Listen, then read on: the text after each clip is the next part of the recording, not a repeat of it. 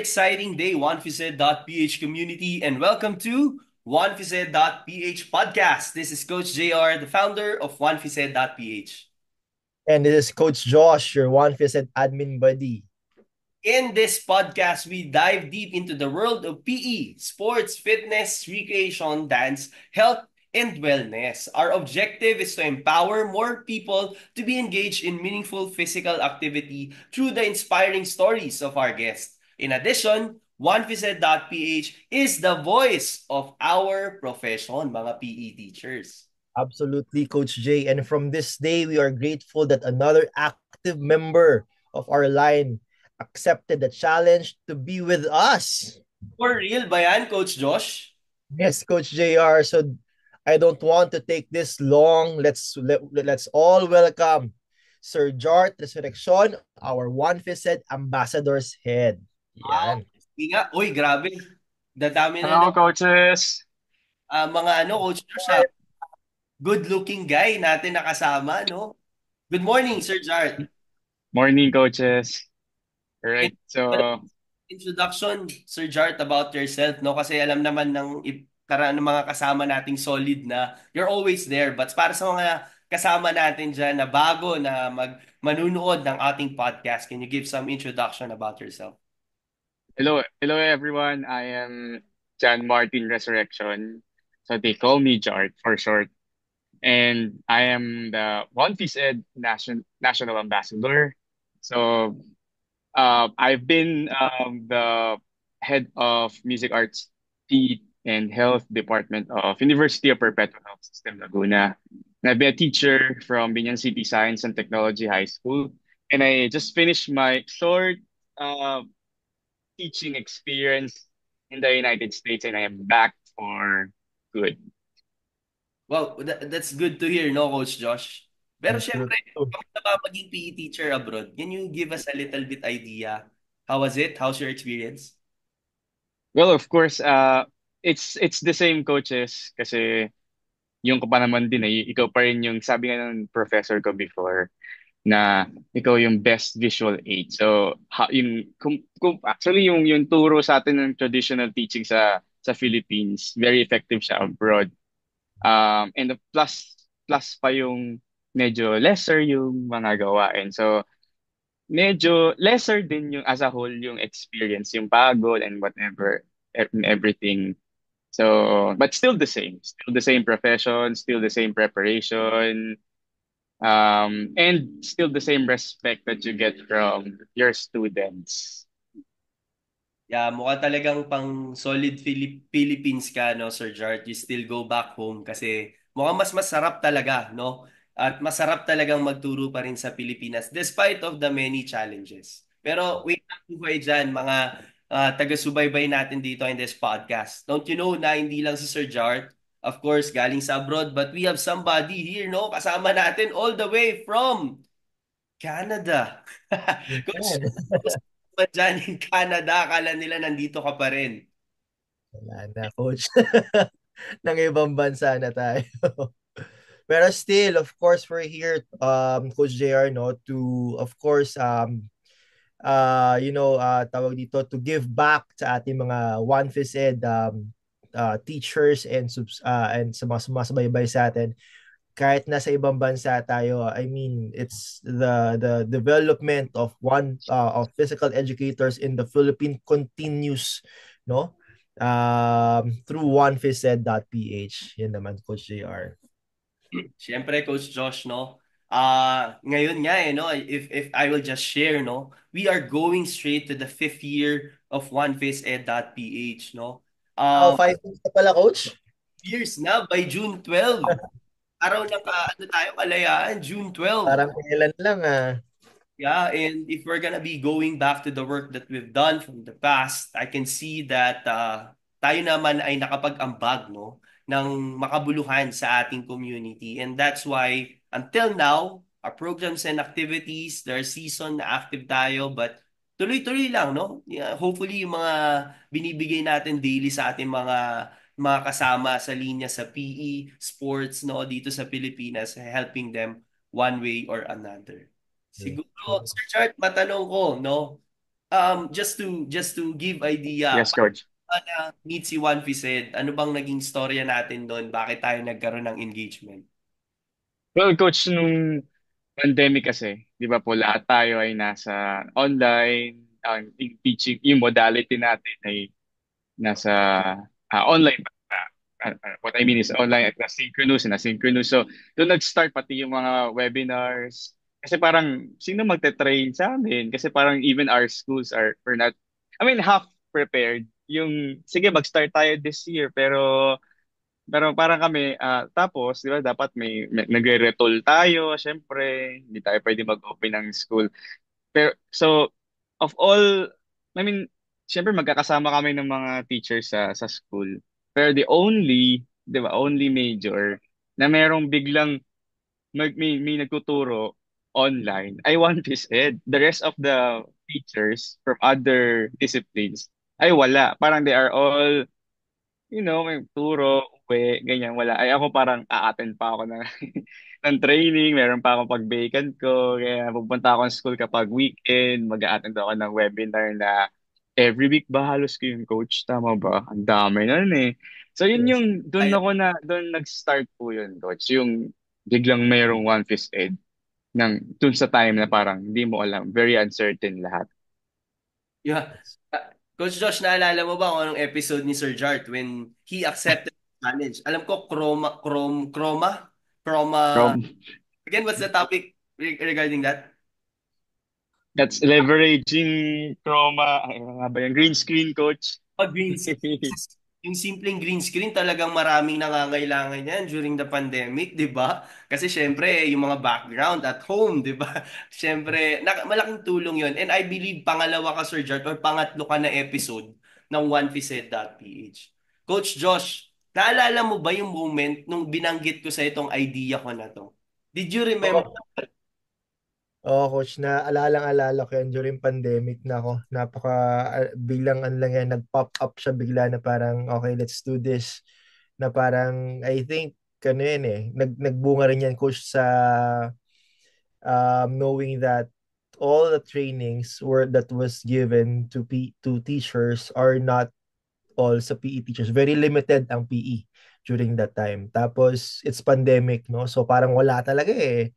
I mean, walang trainings and everything. So, it's a good opportunity for us to, to start or to yun nga, to start or give spark dun sa One Face Ed to help teachers. And ang pinakamalapit dun, coach, is to reach PE teachers in different parts of the country through online. No, I mean, if you want to influence, napakaganda ng pagkakataon na yon to if you want to develop, to help, napakaganda nung time na yon, yung timing ng pandemic kasi everything is online during that time. So ang lupit ng timing na yun, coach, at ang ganda nung konsepto na nagawa natin. Naalala ko pa, ang una natin ginamit, StreamYard pa. Lord, Na ang capacity natin nilang yun. Para mga 40 lang ata, 30 yung capacity na kaya natin. Tapos, well, and the rest is history. I mean, we're so blessed for One Fist said that it happens. yes, That's, I really miss those days, no? Kasi we don't have that access to go out and everyone's utilizing kung ano yung meron sa bahay. But to share you the story, bakit talaga siyang pinush through ni Coach Jay is because before the pandemic, no? When pag nabibigyan tayo ng pagkakataon, I mentioned this in some of our events na din, no? When we're given the chance, invited by an organization to share what are the updates in physical education and how physical education will rise from the normal practices. Well, 2014, 2015, yes, nobody's, minding that educational technology is a vital part of teaching and learning process eh. Medyo walang naniniwala, di ba? Laos na nga sa atin ngayon yung Google Classroom, but definitely, yun yung pinakaunang ni-utilize natin. So, no one's believing na kaya and mas magiging efficient, hindi masyadong mapapagod si teacher to demonstrate everything sa lahat ng klase. But, yes, by God's grace, no? Nagamit natin siya ng pandemic dahil yung mga participants sa mga iba't ibang organizations na nag invite sa akin before the pandemic, they reach out to me. Sir, can you train us? It looks like naging consulting ano tayo agad, no? And that situation is not limited sa Philippines. I remember that I got and talagang tinulungan natin yung mga friends natin sa Indonesia. No, Filipinos and nasa isang school sila and they want a training, tinulungan natin, and even we connected to many PE teachers around the globe, no, and that's the work that we did. And try to imagine yung unang sabak natin sa konferensya, no, dami nating natutunan, but try to imagine we reach already for the pandemic more than 100 episodes, di ba? Nakakatuwa siya. So Timing na yun, coach. The 100 natin, coach. Don't forget, the 100 is the Baguio. The 100 episode is the Baguio. Who thought of that yung the timing, di ba? Ibang klase lang. kaya naman natuwa tayo kasi if we're gonna see the PE community right now, I believe not directly, but the work we did during the pandemic provided the inspiration to many PE teachers, both in basic education and in tertiary level, to push through. Because we also see now that there are organizations rising with the same objectives that what we're doing. It is good, right? Because sino ba naman ako na isang simpleng profesor, isang simpleng PE teacher in this school na kayang mag-inspire ng maraming tao through what we're doing. And we are proud of that, no? Kasi maybe one way or another, if walang nagsimula, no, there will be no other organizations that will build and help to sustain the objectives that we're doing right now. Kaya we are always sharing the objectives that we want, kaya we always support each other. Okay, True. nakakatuwa naman balikan, Coach Josh. Anything ba? May mga gusto pa kayong i-share sa mga humble beginnings natin? Ako, coach, feeling ko yung pag-usbong din ng One Fist said, naging ano siya eh, game changer siya dun sa field eh. 'Di ba before it happens, kinikwento mo nga, coach, eh, na PE teachers, 'di ba? Kulang tayo sa training eh. Tapos naging pandemic siya. Before pandemic, merong notion na ba't ka maglalagay ng technology sa PE? Kailangan mong gumalaw, 'di ba? Pero napatunayan natin during the pandemic na it can merge, no? Yung technology at yung PE, it makes PE more wonderful experience sa mga bata, mas magiging sa ang dami yung kila Sir Jart na paggamit mo ng green screen pa lang, 'di ba? Ang dami mo nang pwedeng incorporate na pwede mong mas maging pagandahin yung experience ng bata sa pag-attend mo ng PE during online, 'di ba? So lahat dumating doon eh, lahat umusbong eh. Tapos yung ang kinaganda lang with One Face Head, coach. Remember, ang sabi natin, One Face Head is a stage for everyone who wants to share their best practices. Exactly. So, 'di ba? Hindi tayo yung bida, kundi lahat tayo ay bida, lahat tayo nagtutulungan in the platform of One Fist Ed. So, feeling ko yun din yung puso ng One Fist Ed eh. Ako matanong ko lang, Sir Jart, when we started One Visit 2020, I believe that's the year you accepted the challenge to own the stage of One Visit. Bakit nandito ka pa rin? I mean, despite nag-Amerika ka na lipat ka ng school and so on, why you're still here in One Visit and what made you decide to continue? Kasi coach, I remember yung start na nag-start tayo, kayo po pala sa I mean tayo na pala. Noong yung 2020. Kasi after the webinars, you send the tools if you remember. Mm. One very effective tool na nagamit ko talaga ay yung kay Coach Josh. Oh, Yun. So, imagine coach, kasi before, pag nagka-training po tayo, you listen, then you take down notes, you get the certificate. Then done. Parang kailangan nakinig ka talaga. Pero syempre, parang nung pandemic kasi parang ang dami ko iniisip. Pero, tapos pwede ka pa, tapos ang ginawa pa yun, na part pa kami ng group so you can always check the uploads. May Coach Jay, nag-upload ka doon. So that kind of generosity to the teachers, parang sa buong ano ko po profession ay sa career ko pa parang that's the first time that you leave the tools. Alam niyo po, whether they would copy it or whatever, basta I felt the ano yung ganun, coach, ganun yung sa akin, medyo madrama. Pero I felt the concern of the organization. And so, what if, ano, parang sinubaybayan ko lang, dyan lang ako, may nawala din ako kasi parang naging busy rin po sa work. And then, still, because you embody the people working in One Piece and you embody what you are campaigning po. So, parang, ang sarap ma-imbibe nung ganun, tapos walang drama. Trabaho lang. Yan, coach. Well, Totoo. puso. Coach Josh, tayo yon. From your topic na gamit ng isang PE teacher, no? How much more yung 100 episodes, no? Hindi man lahat may mga materials, no? Napaka-solid, no? Napaka-blessed din ni One Piece because that's the power of One Piece. Of course, we decide so that we are the one responsible with our decisions. Sometimes kasi if there are so many decision makers, we tend to, the bureaucracy, you know what I'm saying? Right? And hopefully, sadly, no, may mga nababalitaan din tayo, of course, na iba na nagkakaproblema talaga. But that's the power we created. And we know at the very start our direction.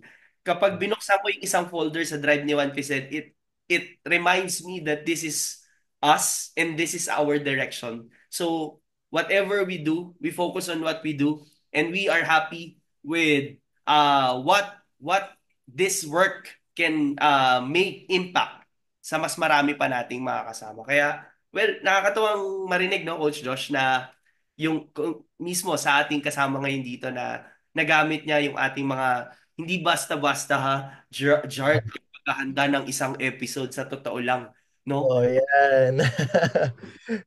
May stages kaming ginawa dyan and procedures and we are thankful that we learn from that, of course. Coach Yeah. Jay, siguro feeling ko, ano rin tawag dito, kaya One Fish Head also reaches fifth year because siguro the sincerity of helping PE teachers talaga.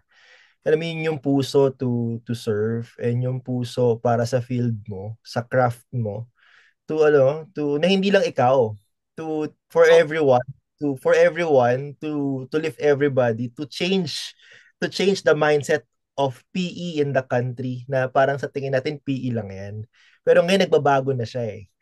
'Di ba? Nagbabago na yung tingin sa PE, nagbabago na rin yung standards natin, umaangat na yung standards, 'di ba? Hindi na lang basta-basta magturo ka ng PE pero sabi nga ni Sir Jart, 'di ba? Yourself is the best visual aids that the students can see. So I mean, we're raising the ano mo yun, we are raised the one said is a tool feeling ko for teachers um to have a different standard, no? Well, I can say nga international standard pa nga parang ganun yung dating di ba? So yun, kaya that's why feeling ko ang sarap lang din na maging parte ng One Piece Ed.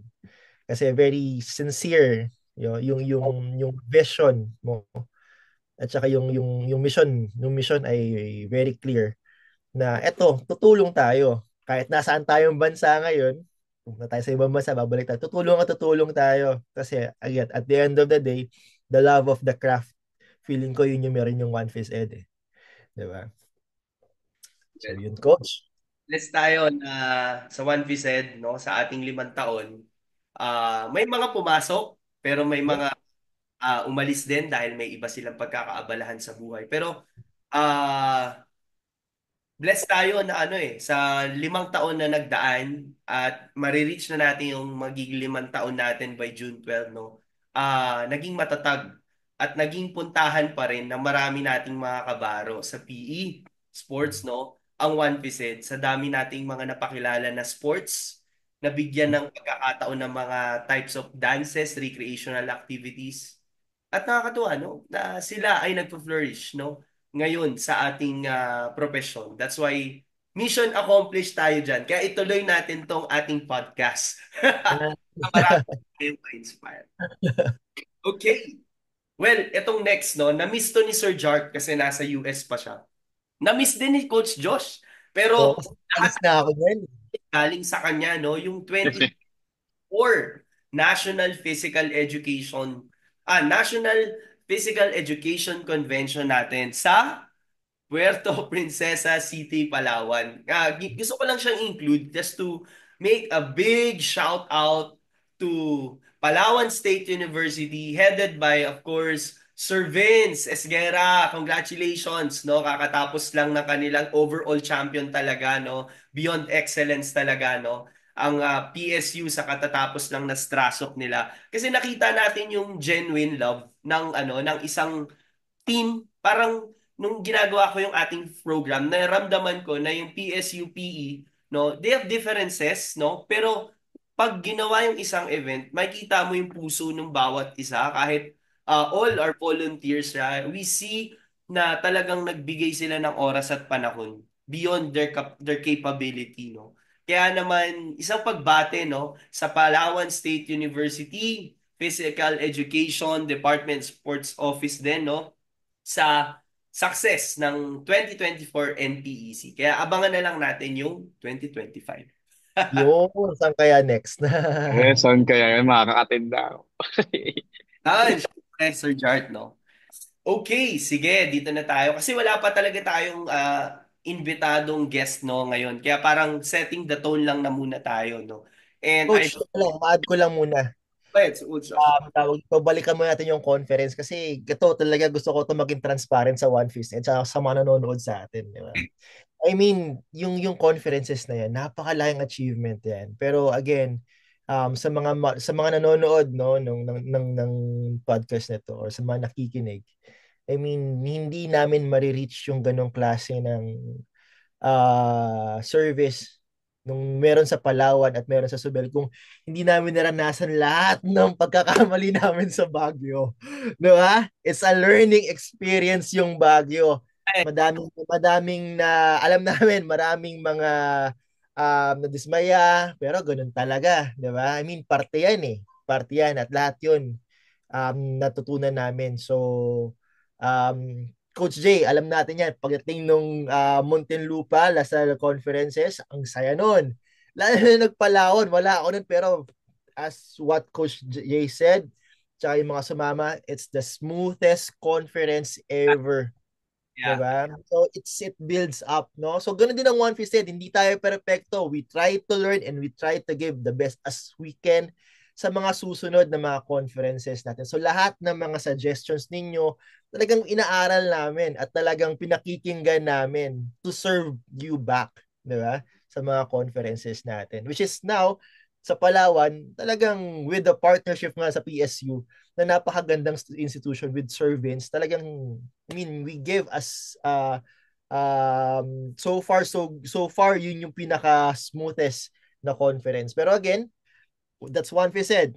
We build up and we make One Fish said better and better and better to serve our Filipino physical educators, Coach JR.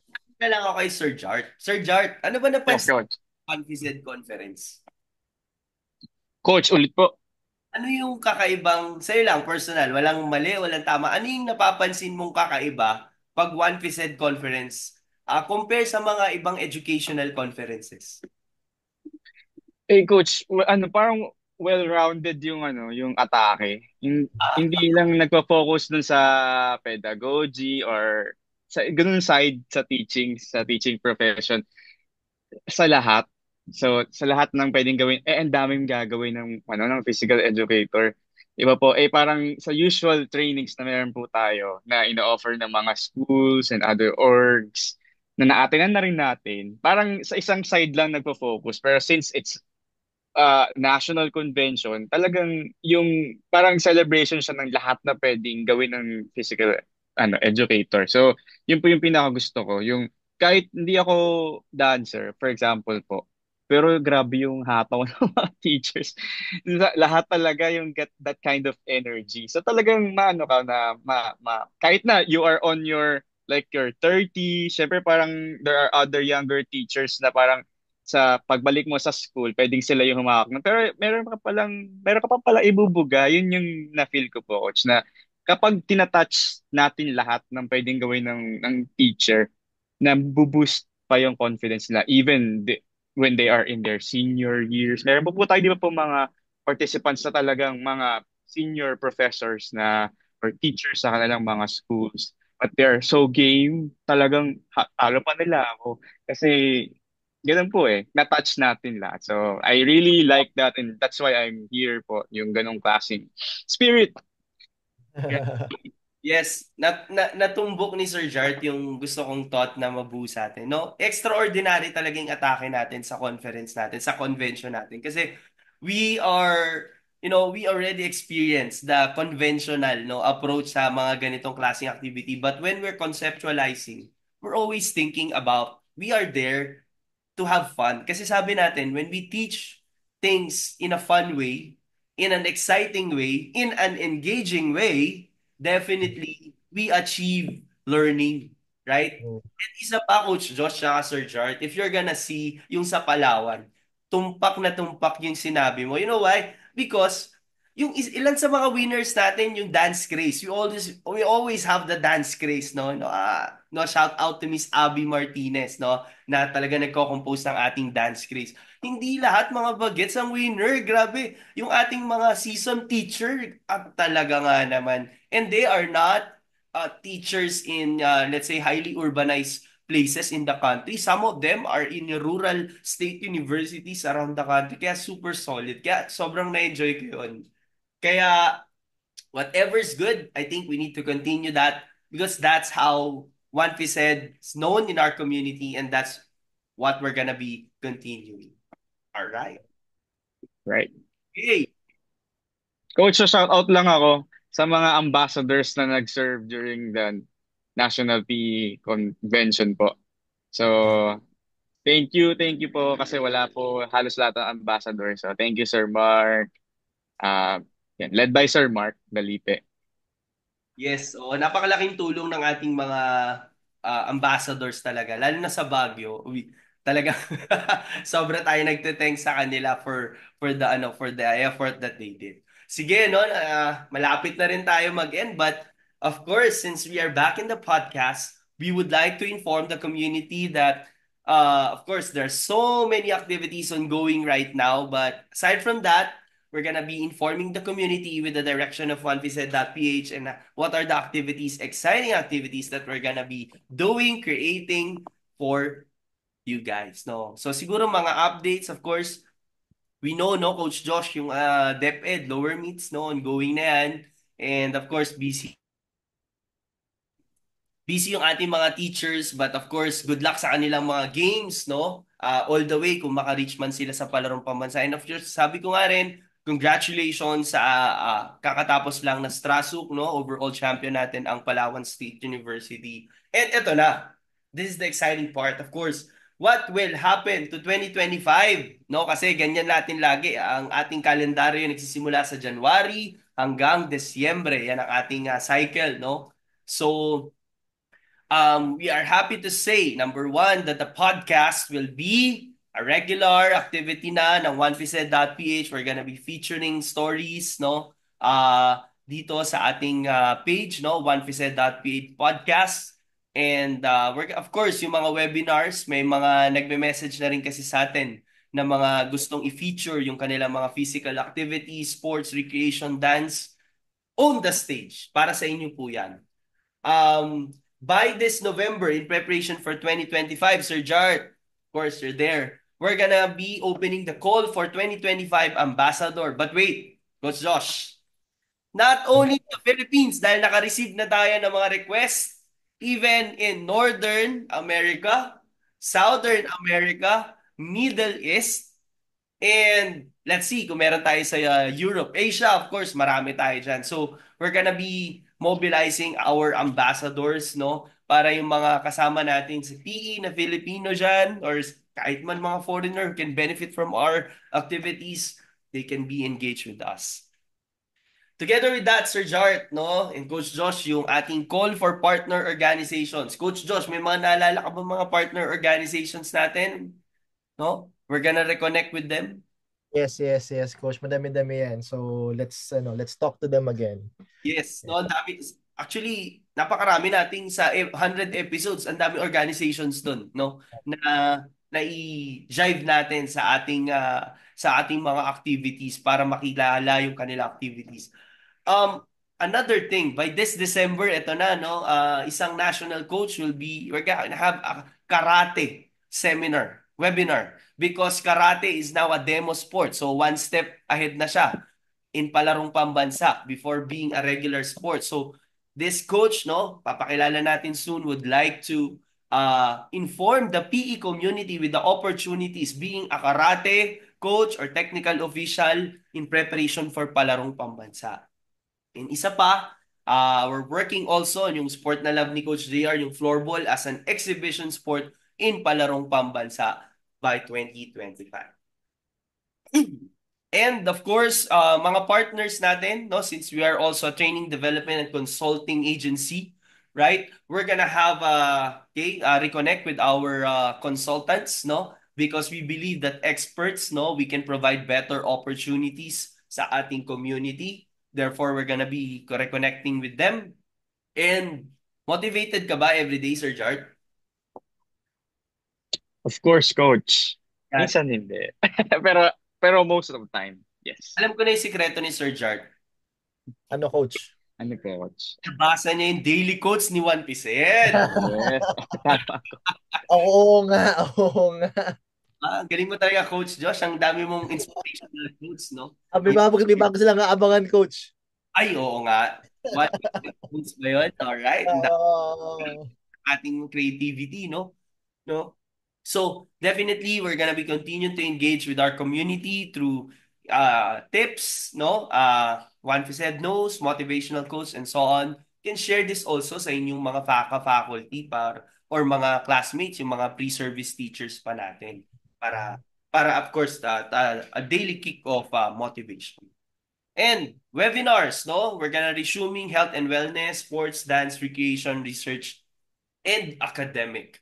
And of course, this is something that we are really studying, no, Coach Josh, yung certifications because we want our certification to be legit, of course, right? We want our certification to be legit. It's not just we want to certify you, we're gonna giving it.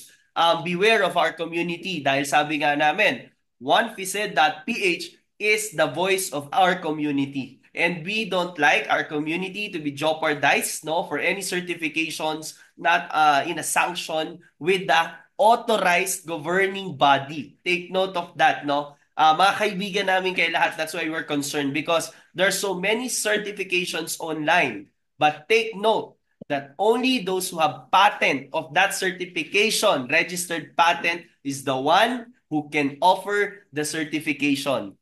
Sige, sabihin nyo Coach Josh and Coach Jart why. Hindi, coach, Why kailangan talaga. po? Why? Because of course, tayo naman, nakakatuwa kasi ang ating inbox laging maraming message. No, may mga rin tayong mga nare-receive na mga inquiries, no, but of course, we have partner consultants and experts, no. We ask them and we get honest opinion and yung iba talagang totoo, no, na talagang dapat ang authorized governing body lang or may patent ng certification should issue a certificate that they are certified. Hindi yung a-attend lang tapos certified ka na agad. Take note of that. We don't want na ma-jeopardize ang inyong mga credentials. So definitely, we should be mindful of that opportunities na nakikita natin. So, ang pinaka-importante dyan, you just ask, no, the legal basis or kung sila talaga yung governing body na nag-i-issue yan. Marami po kasi tayo sa PE, di ba? Dami nating mga pwedeng certifications na kunin. But we need to be careful so that kapag ginamit natin yan as a credential to our application or to, you know, ranking and promotion, yan usually sa mga teachers, kailangan nila, no? So, hindi ma-jeopardize ang inyong mga pinaghirapan. Sa atin, Coach, no, take note lang po, whatever we do, we don't need this for any what you call that ranking and promotion dahil I mean a private school, no, Sir Jart, Coach Josh, no, we don't need this kind of thing. So for us, genuine, we just want PE to grow in the Philippines. We are happy to support any entities as long as they are honest in providing programs and activities. All right? Yan. And, ano pa ba? Siyempre, tayo sa One Vised, we are happy, no? Because we are helping communities in simple outreach programs, no? Yung mga ganyang programa. Gagawa tayo ulit ng mga outreach programs, no? And tutulong tayo ulit sa mga maraming nangangailangan talaga ng mga PE teachers, and we're gonna be extending assistance and help. But the most exciting, sino ba mag-host ng 2025 NPE? May guess ba kayo? Wala Ah, nga, coach eh. abroad na ba yan, coach? Well, i-open natin, Oh, pero no, next yun, next yun. nagbigay ng intention para dyan. So of course, naging successful naman lahat. May hindi perfect yung una. Yung pangalawa, mas lalong tumibay. Yung pangatlo, solid na talaga. Ito yung face-to-face, ha. But we want, another kick this coming 2025 NPEC. We are considering din kasi mga academic calendar ng iba't ibang clusters of learning, tertiary, basic education, and so on. Kasi baka may pa-hint ka dyan kung anong mga famous landmark or delicacy sa lugar kung sino ang magiging host. Yung mga nagbibid. Tatlo eh. Tatlo. So yung So, una, coach. yung una, dried mango. Uy! Ah, Ah. wow. Yung pangalawa, agila. Okay. May hula ba kayo dyan? Yung pangat, yung pangatlo, papunta sa pinakamaliit na active volcano. Oh, wow. Ang parang exciting, coach.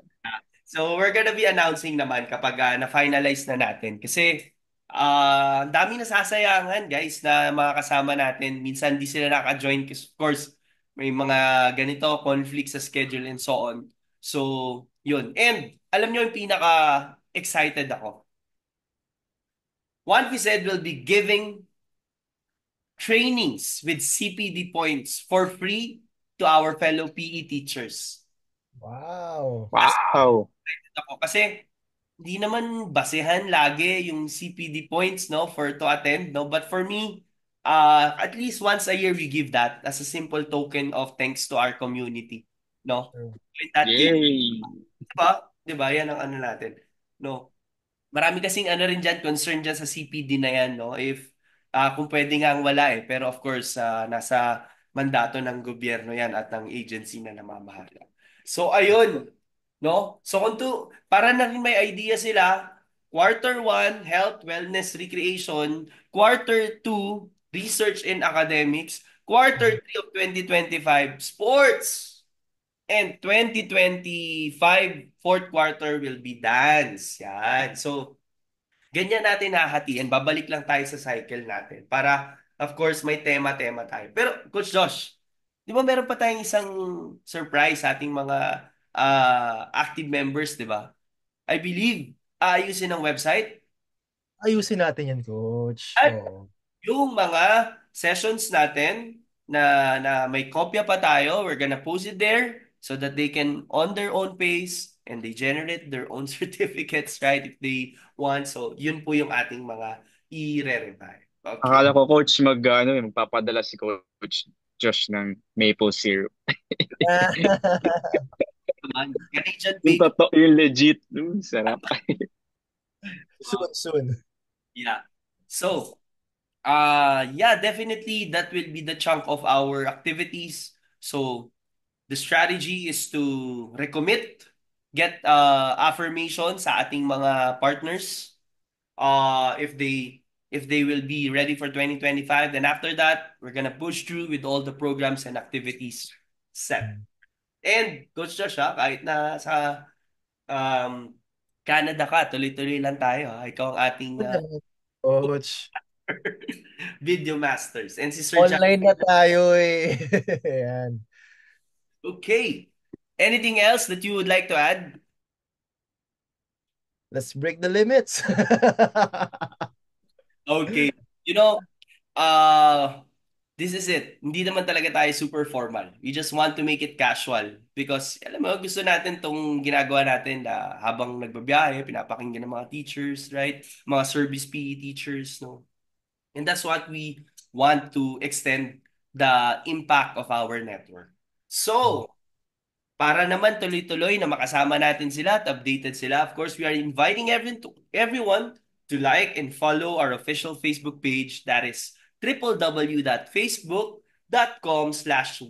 www.facebook.com/onefisted.ph and our Instagram at onefisted.ph. Also, subscribe, hit the notification bell, and like our videos on YouTube. Nandiyan ang ating podcast. Search for onefisted.ph.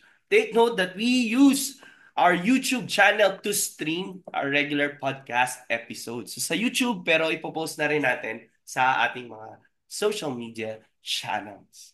So, Coach Josh, isang karangalan muli ang mag-work with you and isang pagkakataon, Sir Jart, na maging kabahagi ka sa mission natin. Excited na ako sino ba ang ating featured PE teacher sa susunod, no? Na linggo, Sabado, right? Kaya Yan. naman, isa lang po ang aming iwan. Let's always aim to go beyond excellence. Let's break the limits and go beyond.